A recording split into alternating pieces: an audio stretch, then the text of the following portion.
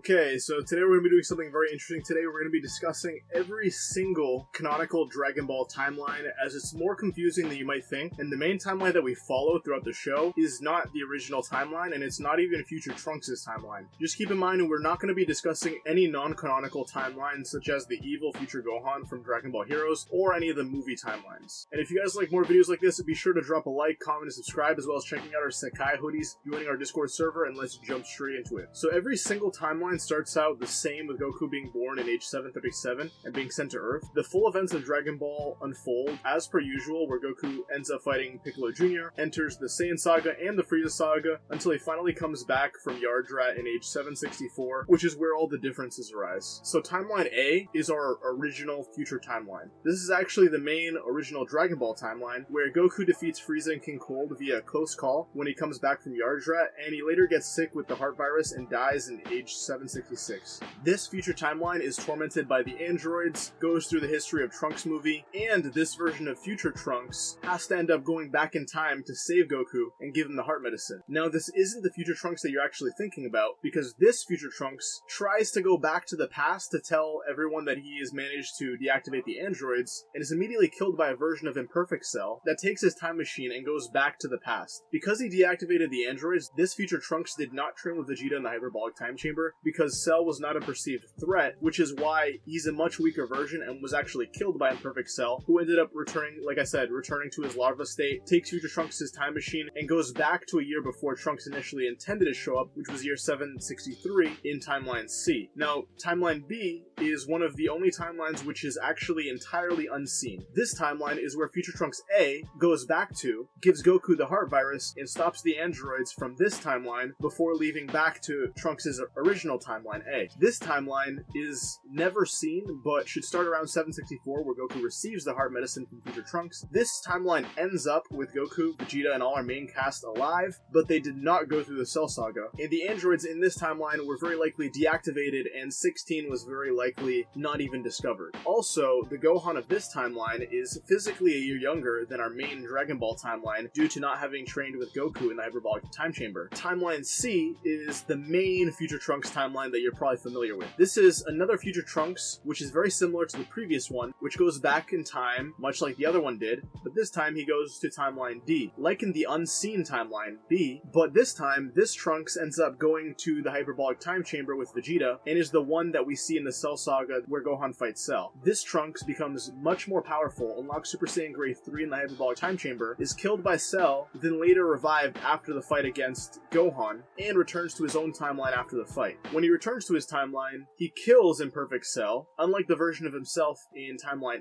A, which was killed by Imperfect Cell, and he disposes of his own androids. You might be wondering why this second main future timeline was created, because usually timelines are created when somebody goes back in time. I would argue that Imperfect Cell created this timeline because when he went back to Timeline D, the version of Future Trunks that visited that timeline would have to be a different one that visited the unseen B. Future Trunks later enters his own version of the Buu Saga. This is where he, the Supreme Kai, and Kibido Kai take on Dabura and Babidi. In this fight, he unlocks Super Saiyan 2, but the Supreme Kai ends up dying, and so does their God of Destruction, Beerus, as well. This Trunks is also the one that ends up returning for Super when Goku Black enters his timeline. The Zamasu from this timeline also ends up teaming with Goku Black, but the fate of this timeline is that it's ultimately erased by Zeno. Timeline D is what we would call the main present timeline. This timeline is the timeline Future Trunks goes to, where we see the events of the Cell Saga, the Buu Saga, and the rest of Dragon Ball Z. This is our primary timeline the show follows, and this timeline is where the Cell and the Buu Saga actually take place. Later on, this is the timeline in which Zamasu of this timeline is erased by Beerus.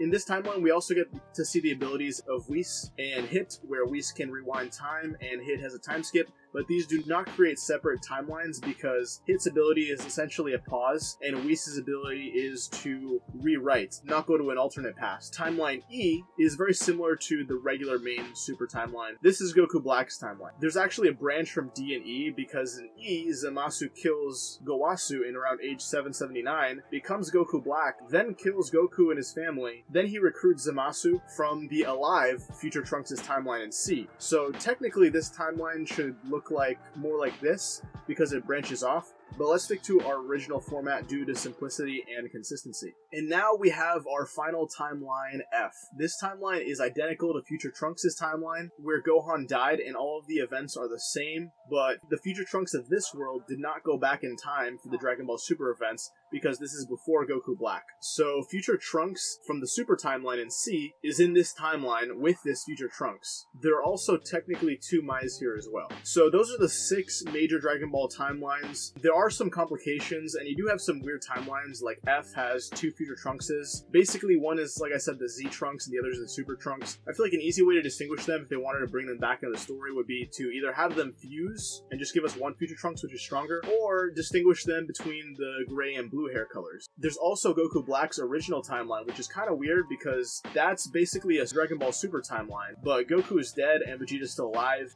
And you have timeline A, which is technically the actual original Dragon Ball timeline, where Bulma's pretty much the only one alive. Most of the Z Fighters are dead. Even Future Trunks is dead because Cell killed him, and the Cell of that timeline isn't even there anymore because he went back in time and was killed by Gohan. It would have made way more sense to send our Super Future Trunks to this timeline, because in this timeline his mom is still alive and he was the one that was killed. But I think that this is something that the writers might have overlooked or completely forgotten. And timeline B basically has all of our Z Fighters alive, but without having actually gone through the Cell Saga. So I'm very curious to see how they ended up in the Buu Saga without having access to Super Saiyan 2, or likely unlocking it later on. Anyways, let me know down below which timeline you guys find the most interesting. How do you think these timelines are currently doing, and who do you think is the most screwed? Anyways, if you guys like more videos like this, do me a huge favor, drop a like, comment, and subscribe for the algorithm. We're actually really close to 20,000 subscribers, so I would just like to thank you guys in advance. I really appreciate it. But like I said, be sure to join our Discord server if you want to talk with me or the community personally. Check out our Sakai hoodies, and I'll catch you in the next one.